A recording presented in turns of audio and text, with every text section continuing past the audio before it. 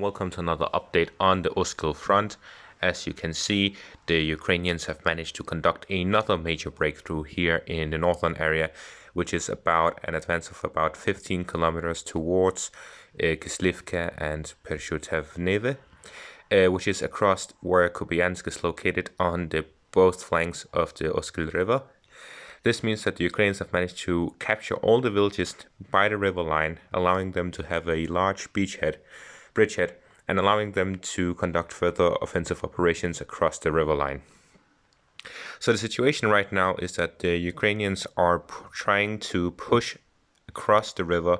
and push towards the southern area here through the highway, allowing them to encircle the Russian forces who are located here in this area. Soon they will cross this river here to the south around Svetove as well, which will allow them to conduct further offensives and try to pin down the Russian forces here in this area here. So the reason why the Ukrainians are seeing recent success is because the Russian strategy so far has been to build multiple defensive lines, and then the first one would be at a well-defensible position, where the second one will be a large distance behind it, where there's an open field between the two defensive lines, which allows the Russians to take advantage of this open field to launch a lot of artillery and airstrikes towards the advancing Ukrainians. However, in recent times, we are seeing that the Ukrainians have managed to gather a large concentration of heavy equipment that allows them to be heavily mobile and allowing them to run as fast as the Russians, which allows them to outrun the Russian strategy.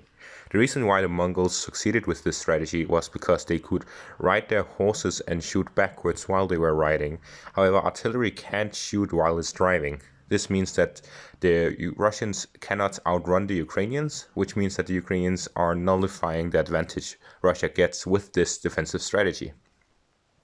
Generally meaning that if the Russians want to hold back the Ukrainians, instead of splitting up their defensive line into three, they need to put a lot more forces in the first defensive lines to prevent the Ukrainians from breaking through, and they need to be more decentralized because the current way the Russian army functions is very heavily dependent on a lot of paperwork and centralized command, which means that it takes a lot of time for the Russian army to adapt to developing situations, while the Ukrainian army is very decentralized, which means that they can just take decisions on a lower level, which is due to the NATO command structure that they have learned from 2014 up till now. So generally speaking, the Ukrainians have the advantage in quick decision making as well as high mobility, while the Russians also have the high mobility, but their decision making is so slow that it doesn't match what is happening on the field. So that's it for this Oskil front update. Thanks for watching and have a great day.